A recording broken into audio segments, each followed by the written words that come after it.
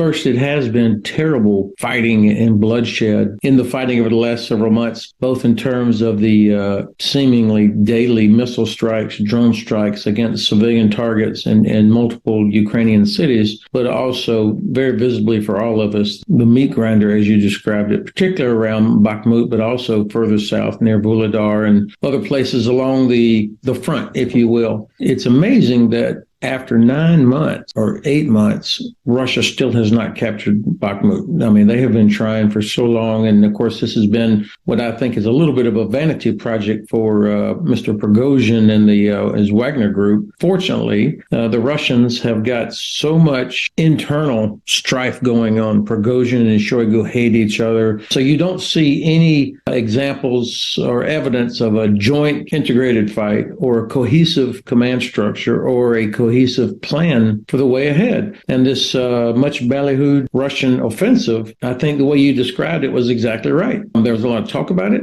but it was kind of just a little bit more of the same, a few more missiles, a few more unlucky conscripts. And I do think that they have culminated and that they are trying to hang on to what they have. So building of defenses, that sort of thing, in hopes that we will grow tired of this and that the Ukrainians would not be able to have enough capability to launch their own counteroffensive. I think that's what the Russians are hoping for. But of course, I think they're sadly mistaken. The numbers, I generally try to stay away from numbers because, what's the source? Where do they come from? But there's no doubt that if the Russian losses are 3 times the Ukrainian losses or 4 times or 7 times or whatever it is, that's significant. I mean, Russia does not have unlimited manpower. There's this image that we all have of this gigantic country because geographically it is, of course, massive, 11 or 12 time zones, etc. But you are correct that the Kremlin is continuing the old Tsarist tradition of using their minorities and people from out in the poorest parts of the empire. That's who's bearing the brunt of the casualties. I don't think there are too many funerals happening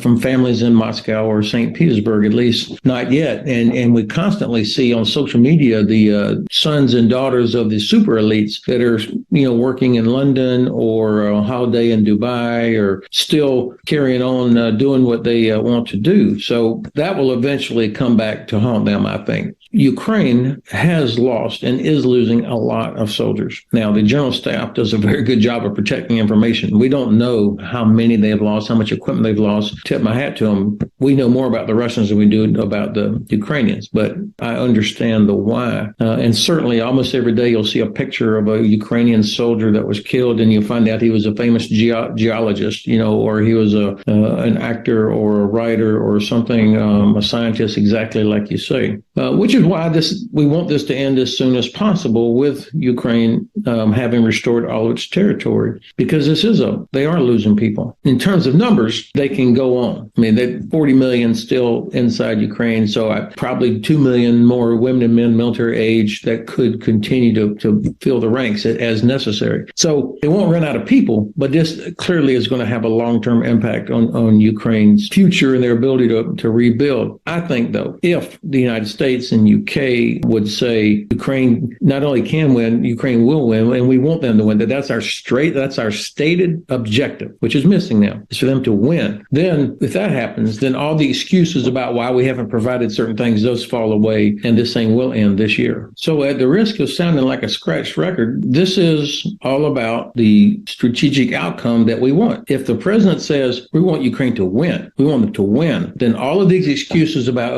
how long it'll take to train, or this tank burns too much fuel, or, there's so many excuses have been deployed to explain why we're not doing exactly what you just described, because we haven't said we want to win. The administration, despite the amazing job they've done on so much of this, still continues to self-deter because of, I think, an exaggerated concern about Russia somehow is going to pull out some sort of way to escalate that we haven't anticipated, or that they would actually use a nuclear weapon of some sort. And I think the administration has got to get over that. They're not going to use a nuclear weapon. But even if they did use a tactical nuclear weapon, the administration would have to follow through on what they said, catastrophic consequences. And as I said earlier, we used to train to operate in an environment where the Soviets used lots of tactical nuclear weapons. This is not, Dr. Strangelove or Hiroshima type nuclear weapons. I'm not downplaying the significance of it. I'm saying that everybody else has a nuke or thinks they might want to have a nuke. They're waiting to see, can the U.S. be so easily deterred by Russia threatening to use a nuclear weapon? If that's the case, then there will be a increased emphasis by everybody to get their own nuclear weapons, because clearly that's the thing. But if the U.S., with support of allies, is able to bat that aside, then that will take a lot of the steam out of Iran, North Korea, and other ne'er-do-wells who think that they need to have a nuclear weapon. And I think that's what it's going to take. If you believe that the outcome should be Ukrainian victory, establishing sovereignty over all of its territory, then that quickly takes you to the recognition or the realization that Crimea is the decisive terrain. You could kill every Russian soldier within 150 miles of Bakhmut, and that would not change the strategic outcome. As you said it earlier, Bakhmut is not strategically important from a geographical or operational standpoint. It's important because the Russians are bleeding themselves out there. But you liberate Crimea, that changes everything. And I think it would create such chaos on the Russian side as well. And so everything that the Ukrainian General Staff is doing now, I believe, is using what we would call doctrinally economy of force in the Donbass area, training and building up an armored force that's going to launch a strike, I think, in June. That's when the conditions will be set from weather, logistics, preparation, and they're going to attack on a very narrow front that would penetrate these Russian defenses and break the so-called land bridge and isolate Crimea. And then they'll be able to bring up more long-range weapons that can make Crimea untenable. So what do we need to provide to Ukraine? Long-range precision strike capability. Whether that comes in the form of a fixed-wing aircraft, ATACMS, the 300-kilometer range weapon, endless amounts of small-diameter,